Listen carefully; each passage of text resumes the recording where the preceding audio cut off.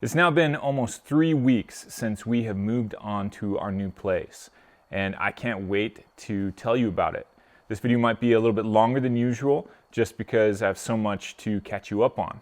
The first thing that I wanted to do is address what to call the kind of place that we have moved on to. I've kind of been calling a property or just a place that we moved on to, and I've settled on that the best word to use would be the word farmstead. And that is a combination of two words, farm and homestead. Farm, everybody knows what that means. Generally a place where either produce or agriculture are cultivated for commercial purposes. A homestead, as the word is commonly used today, is often tied up with notions of self-sufficiency and living off the land. The word harkens back to the Homestead Act, an important moment in American history where people were given land for a greatly reduced price if they could prove that they could live off of it for a time. So you can see how the modern notion of homesteading is still tied back to this with notions of self-sufficiency. And today it's also come to be tied up with concepts like regenerative agriculture, permaculture design, and reducing waste. So take those two basic ideas, a farm and a homestead, put them together, and you have a farmstead, which is the idea of living off the land, having self-sufficiency, supporting a family off the land as much as you can, but also trying to produce a surplus that you can sell in local markets. This is not all we're trying to do, and to be honest, we haven't even gotten very much started towards that, but that is kind of the aspiration, and it grasps a good chunk of what we're trying to do. So I think for now, unless I come up with another term, it's best to refer to this place as a farmstead. All right, so with that, let me tell you about our first 3 weeks here on the farmstead. We got here late in the evening one night, and my brother Warren was here rooting around the place. He'd been waiting for us because he was good enough to drive up just to help us to unload over the next couple days. So that very first night, we didn't have all our stuff with us. So we had a few blankets, and that made for a very memorable night with no mattresses and a pretty empty house that I think we'll never forget. But the next day, we were able to get the trucks, go get our stuff out of storage where we had left it, and then get here and unload it. And it was a hot day, so it was a lot of hot and sweaty work, but it felt good to finally be settling in. As of course, as things are when you're moving in, things were messy for quite a while as we got organized, but we were surprised with how much we liked this log home that we've moved into. Both the style and the feel of being in there, and just how well it fit our family. I'm looking forward to sometime in the near future giving you a full house tour. So right now I am sitting in the shop, and this place is going to take a bit longer to get organized, but I am just happy to have it. Finally, we have a space that is a general workspace. We can be a studio. It can be a place to separate home life from work life. And so all of us have really enjoyed exploring around here because the owner left us quite a bit of tools, power tools, and other things, other little treasures, and the nooks and crannies that we have all enjoyed discovering. Now hopefully by now you've been able to sense from me that one of our highest values and what we were looking for in a place to settle down like this was beauty. And so I've enjoyed over these few weeks just getting out, walking around, walking the dog, and being on my property and just enjoying the beauty that is around here. The mountains are constantly changing every time you look at them, depending on the light and the weather and the air.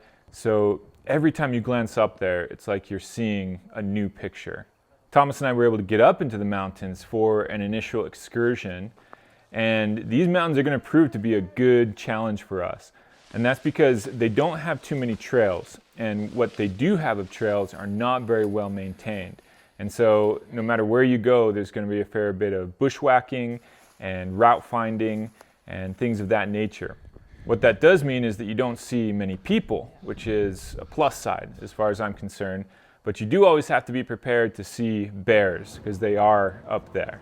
On this particular trip, we had to trudge through raspberry patch after raspberry patch, sometimes really tall ones, and at times you felt like you were going to be enveloped in them and be there forever.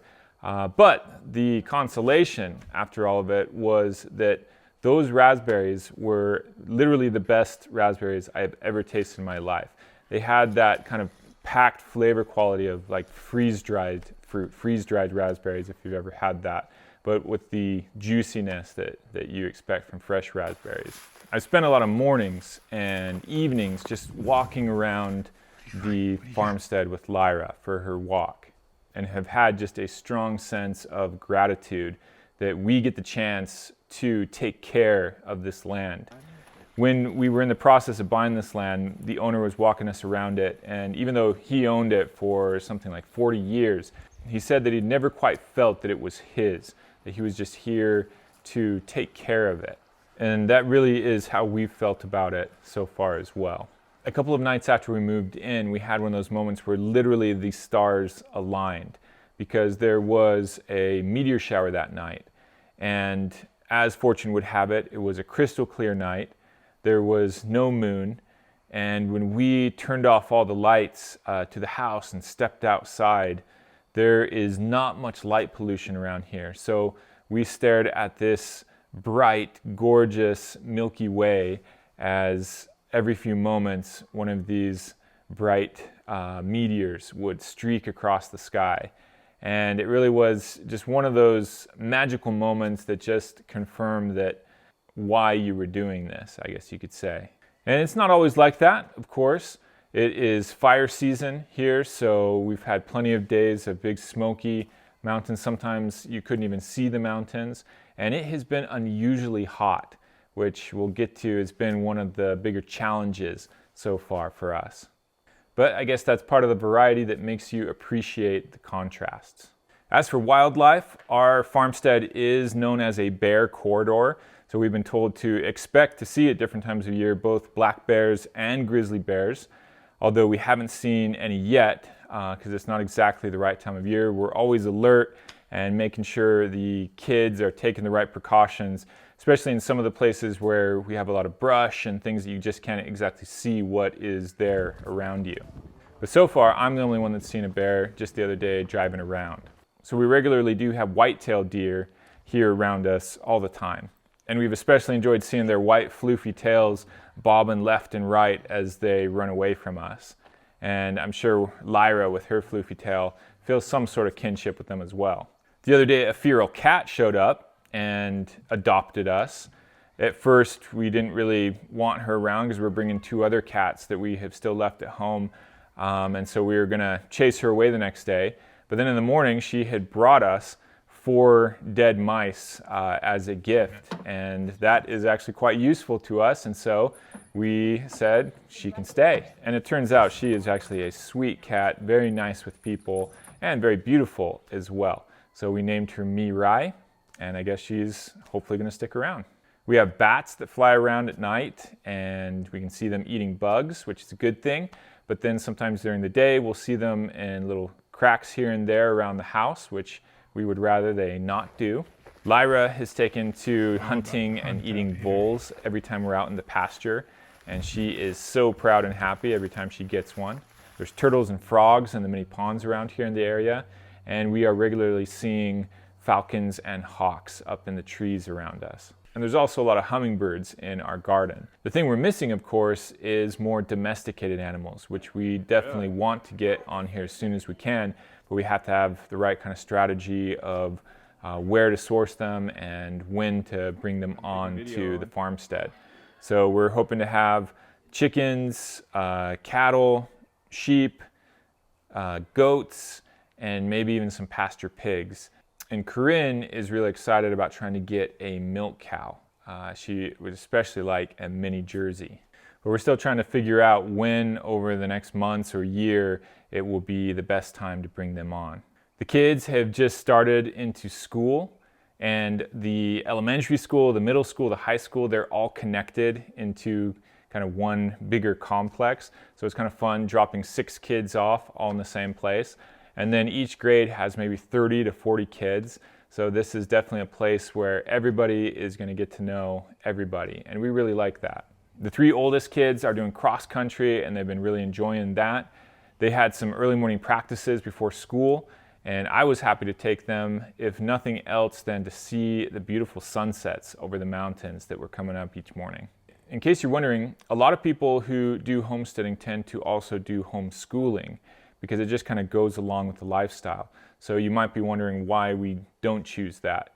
And our general attitude is that we like the social interaction that kids get from going to school, having to navigate those relationships and the general dynamic of being in a public space. And if they learn some useful academic knowledge along the way, we just see that as a bonus. But when it comes down to it, we consider it our responsibility here in the home to really educate them in the full sense of that word, both academic and general life education. So really we are always trying to do other things in the home that are their real education. And I can perhaps get into that in the future, how we exactly approach that. One of the best parts of the deal that I made with the previous owner of this place was to include an old Land Cruiser with the property. And here it is sitting right next to me. I figured that Thomas is about to turn 16 and it would be great to have a classic vehicle like this one that we could fix up and he could pull his friends and family out of the snow with the winch. So Thomas has really taken on getting this beautiful vehicle back into shape, cleaning it out. And when my dad was here, my mom and dad, just about a week ago, my dad was nice enough to take a lot of time with the boys, kind of educating them about fixing up cars and tuning up this one and generally getting it in good shape. I particularly like things that never go out of style, and this is the kind of vehicle that, especially as we work to improve it over time, I think we will enjoy continuing to have for hopefully decades to come. I want to end a lot of the videos that I'm going to make when we're talking about the farmstead, letting you know the different challenges we're having and then also the greatest blessings that we're having. So as far as challenges for these first few weeks, it has been probably the biggest one has been heat. It has just been hotter than it normally is up here, and we don't have AC here. And so it's made for some warmer nights where we have been a bit uncomfortable, which has led to the second challenge, which is lack of sleep. Just in settling into a new place, routines, having people over, we've been getting less sleep than we want. And any of you that know that have families or even are just taking care of yourself know that those kind of that kind of basic of getting sleep is so important, and we have not had enough of it. And then there's the mosquitoes. Those have been a bit of a challenge in the mornings and the evenings on certain days where they're just really heavy, and we're having to learn how to adapt and just realize that that is part of the trade-offs that you have of living in a place like this. And then the final challenge that comes to mind in these first 3 weeks is that we have a never-ending list of things to do, things that will occupy at least 10 years or more. And so it's a challenge trying to figure out what should we do first. Okay, so now on to blessings and things that we never want to forget.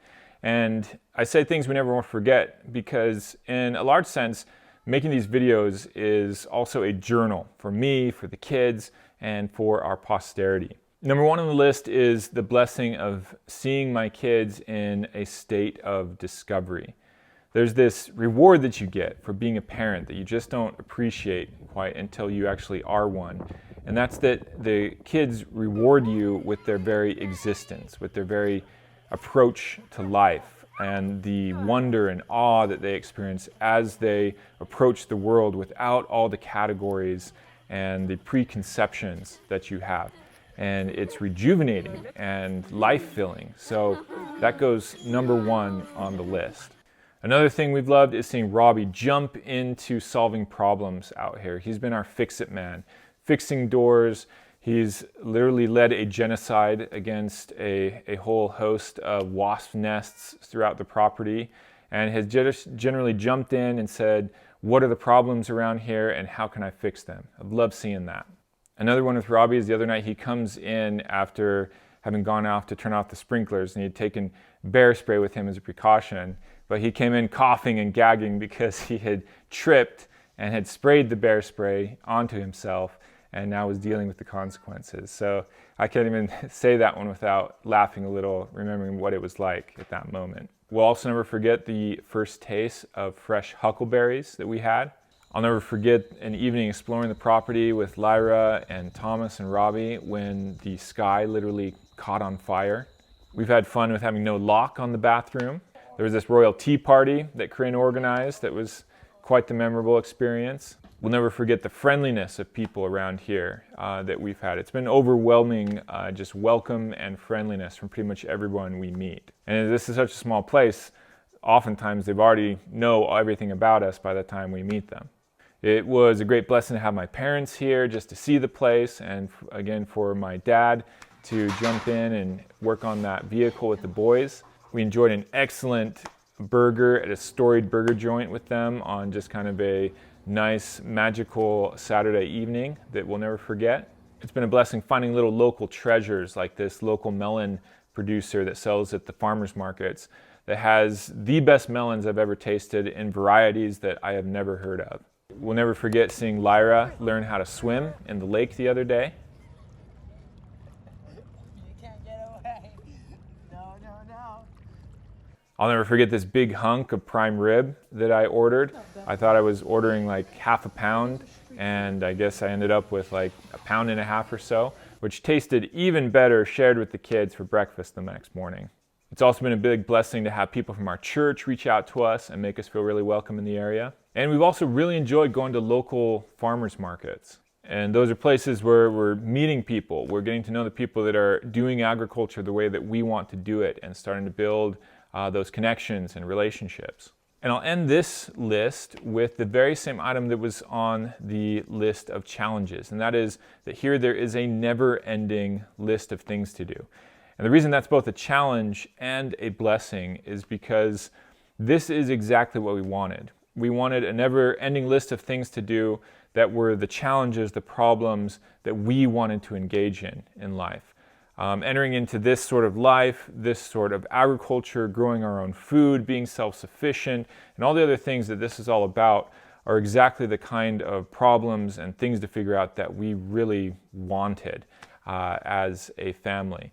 And that is something that I think is a marker of a good life, is that when you are able to choose the challenges that you want. Challenges, pain, difficulties, they're an inevitable, constant part of life. But if you can choose them rather than have them thrust upon you, then I think life is much better. So I'll end with that thought today. Thanks for watching this video and hope to see you back next time.